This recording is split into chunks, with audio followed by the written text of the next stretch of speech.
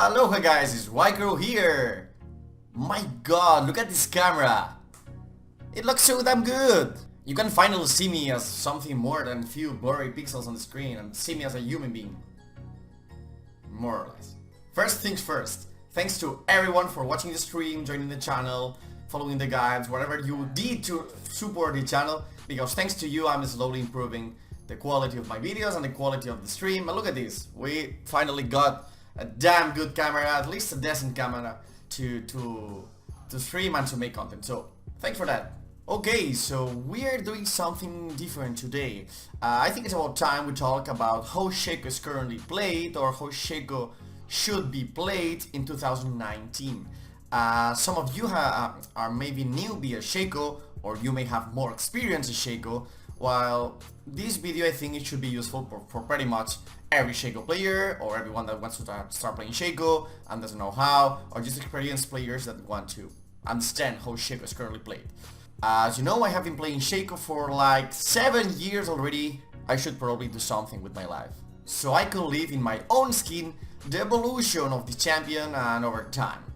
Shaco is probably one of the weirdest assassins to play. Nowadays, the champion itself has few tricky things that may confuse many players, that can make they think as a champion itself, it has few tricky things that can make people think that the champion itself is weak, and you may be right in some point, but few things are true. Like, Shaco has low damage for being an assassin, he doesn't have the best early ganks, or he is not the ganking beast he used to be a few years ago. He scales well, but he's not extremely good at late game, or he's easy to counter. He doesn't have crowd control, his kit looks kind of dated and needs outclassed by other champions. So what's the point of playing him? The way of playing Shaco, it's kinda unique nowadays. You know, I think if you wanna play Shaco, you have to play it differently from like other 4 feet. It's done. It's a champion that is played different than other champions. But let's move into real action. Shaco should be played, or I currently play it, in 3 different ways, or not in the same game. I mean, there are 3 stages of Shaco in a game where he's strong in different things. For example, I personally think that early game Shaco is kinda weak. Maybe he's not the weakest champion that you can find in early game, but he's not the early game beast he used to be. So from minute 0 to minute 10, I have this early game stage, or this farming stage, where I usually focus on mostly farming, warding a little bit, and if I have the chance, just ganking. But it's a pretty defensive way of playing Shaco. You don't really want to counter the jungle a lot. You don't want to do many fancy things. Actually, probably you shouldn't be doing 2 versus 2 either, because Shaco is kind of weak. So your main objective is, of course, if you have a chance of killing someone, just go for him. But the best thing you can do these 10 minutes is to aim for your first items. There are plenty of different builds for Shaco, but the chances are that you're probably going to get timed. So your objective on the very early stage of the game is going to get that timed as soon as you can, cover your river with good warding, trying to using your boxes, which is crucial for covering jungle entrances, so you can track the enemy jungle, and more or less trying to make Summer's Rift a safer place for everyone. Like, you don't really want fights happening early game, unless you really have an advantage on it, of course. Why is like that? Mostly because of jumping or invisibility duration. Shaco used to have a way longer jump, and the invisibility time was way longer too. So you could be more unexpected. It was very hard to spot Shaco coming, or you were always a champion that could appear from nowhere at any moment of the game. And nowadays you can do that because you need some extra points on Q first. So yeah, pretty much it. You have to play defensive. The second stage of the game, I think it's when Shaco gets more aggressive and when he is way more fun to play. This is my favorite stage, and probably the one that I abuse the most. When you go back to base the first time or the second time, and you can afford a timeout or jungle item. Some people get both, some people get the jungle item, some people get timed. It's up to you. When you get your first back and you have some item, at least one item, this is when Shaco's aggressivity, whatever. It's when Shaco can start being super aggressive, he can start deep warding, he can start counter jungling. And that's what I do the first, from minute 10 to minute 20. Super aggressive Shaco. Here, you want to live on enemy jungle, more than your own jungle. Of course, if you can, do your buffs, secure drakes, you can do the grogs that gives tons of experience, you can do the raptors if you have time out because you clear them in no time. But mostly what you want to do as an early game Shaco from 10 to 20 is to live out on enemy jungle. This not only will delay an enemy jungler, of course, like you will still hit scams, but will also let you pressure the game, and that's what Shaco excels at this moment. You want all enemy laners seeing that you are on enemy jungle, because they will, if they are good, they will go help their jungler. And if they go help their jungler, that means that they are losing experience, they are losing lane pressure, they are losing lane priority. So you are pressuring the whole map, all 3 lanes, by counter jungle without ganking them. Of course, ganking is always a choice, and if you have a lane that it's good for ganking, or you see a lane that it's snowballing, or is to snowball, just go for it, it's fine, you're jungle, you can gank. But what you should focus on, in my opinion, is to pressure the map, by counter jungling a lot, deep warding a lot, stop warding the river, ward the blue. If they are in blue side, damn ward the blue buff, because you can spot a lot there. If you're invading or you're counter jungling the bot side and they are in blue side, always ward the raids and the raptors and trans. So you want to have all the enemy map warded and cleared. This will have 2 uses. The first one is that enemy jungler will slowly be tilted. In solo queue, people get tilted so damn easily, and you want to abuse that, because enemy is probably using a champion that is stronger than you own, because Shaco isn't especially strong, but he tilts a lot, and that's where you can shine. So you want enemy jungler tilted. If you are slightly ahead and you kill enemy jungler there, and when you have time at and jungle item you can do it, enemy teammates will probably blame the jungler for dying, or jungler will blame their teammates for not helping. That's what you want to do as Shaco from 10 to 20 minutes. Tilt the damn enemy team. You want them go crazy. You want to break the calm of the game. Like, most solo queue players want relaxed games. They want relaxed games where they can farm, they can push, they destroy the turret, they get a gank or 2, they group, they push. They want stable, they want plain easy games. They don't like chaos. That's why people hate Shaco in solo queue, because he brings chaos into the game. And that's going to be your damn job, to bring as much chaos you can. And currently the best way of doing it, it's not massive ganking, which is obviously if you can abuse it and you can get fed, you can do it.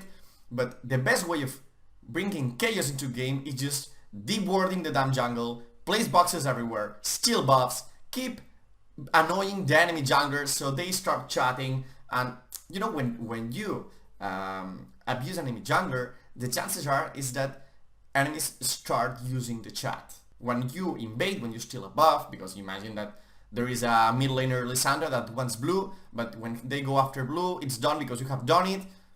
These things make people use chat. And in League of Legends, people tend to be assholes in chat. They tend to be passive aggressive, they tend to be offensive, and maybe if they don't mean it, they may say, dude, pay attention because the Shaco is still your blue. This is not especially aggressive, but if the enemy jungler is a sensible person, he may get angry, and they may start, a fight in the team that may tilt them. And that's where you're strong, because if you tilt the enemy, or you bring chaos into the game, they stop being united, and your team can abuse it. That's when you can take profit of that. So, that's the summary. Second stage, for me, the strongest one of Shaco: invade, deep ward, clear wards, steal camps, do whatever you can to bring chaos into the game and live in enemy jungler more than in your own. Okay, that was the second stage. Now we go into the third stage. This stage may change in time depending on how the game is going. Like, If you get overly fed, or if laning phase ended so quickly, this may come slightly earlier. If the game is more stable, you may start this later. But more or less, you can count that at minute 20 should be starting the shift to this stage. This stage is what we consider the assassin stage of Shaco. This is when Shaco has a couple of items ready, he may have Dash Blade finished, you may be level 11, like you can start doing some fancy things. So that's when you can start melting AD carries. And sadly, this is probably the only moment you can do so. Why? Because if AD carries is smart, and as you level up in divisions you're gonna see it, AD carries will build defense items to counter you. And if you're playing Shaco, if AD carry builds a Guardian Angel, game over. If they build Tabis, game over. If they build Death's Dance, like Raven, game over. It's very, very, very hard for Shaco to kill an AD carry when the carries got, or enemy's carries, sorry, got defensive items. So from minute 20 to 30, it's the point where they still don't have enough gold to be able to purchase these items. They still go for them their Infinite Edge and their Phantom Dancer or their Static Shift, whatever they are building. So here is where you start being in chaos, not by counter jungling, what you should be still doing, but especially by assassinating. This is the point where Assassin Shaco is strong. Abuse it. Try to find the teammate that is the strongest at this point, or can provide enough CC for you so you can lock your enemies, or they can lock your enemies and you can kill them. Because you are strong at this point, and that's what you have to abuse. This is the point where most people rage quit on enemy side. Especially if you are abusing a single target, like there is, for example, there is an Ashe that it's really behind and it's 0-5. If you kill her twice or 3 times in 5 minutes or 10 minutes, she's probably going to tilt, or even if she doesn't go AFK, we go in the same dynamic of the previous stage. Enemies will start arguing each other, oh my god, Shaco is super stupid, oh my god, Ashe stop dying, oh my god, blah blah blah blah blah blah blah blah blah, and they start focusing in the chat more than in the game. And that's your job as Shaco. Make people stop playing and start chatting, or arguing, or blaming, or just be Shaco! Actually, there is one last stage which is the weakest for Shaco, which is the ultra endgame stage for Shaco. In this stage, I say 3 stages because you will, if you play Shaco correctly, you won't get into this stage usually, but I think it's worth mentioning. This last stage, this last stage is ultra late game. At this point, everyone or almost everyone got its defensive items, like you got Carry with Guardian Angel, or Draven got tons of lifesteal and Death's Dance, or everyone got more bulky, or they start grouping. This is where you are the weakest champion in the game, because enemies will probably have a trinket to reveal you. Even if you go in and kill or try to attack the AD carry, you won't have enough damage to kill him if he's well built, and he will probably have people to cover him. So that's the stage where you don't want to reach. Actually, if you reach this point, the best thing you can probably do is try to split the enemy and try to separate the enemy to avoid team fighting, unless you are extremely fed, of course. Like if you can melt people because you are 30-0, you can go fighting. But overall, usually at this stage, what you want to do is split as much as you can and try to look for single isolated targets, split pushing, and actually that's pretty much it. You will notice that I didn't talk about builds here, I didn't talk about runes. I think this goes beyond what or how are you playing Shaco. You can play AD Shaco, you can play AP Shaco, you can play hybrid Shaco, you can play attack speed, critical, tank. There are so many ways of build and play Shaco, but today I wanted to be kinda different, and instead of playing with the runes or the items, which is what most people tend to talk about, I wanted to talk about more the champion itself. I think it's something that people has been asking for a while, and this video I think it's kind of worth it. As you may know, and you should know, I stream almost every week on Twitch. You have the link like here or around under the description or somewhere, I don't know. I will leave the link somewhere, whatever. So you can see me live and you can talk with me live or ask for questions me live, whatever you want to do when I'm live. So thanks for watching, and as you know, you're so damn sexy. Goodbye.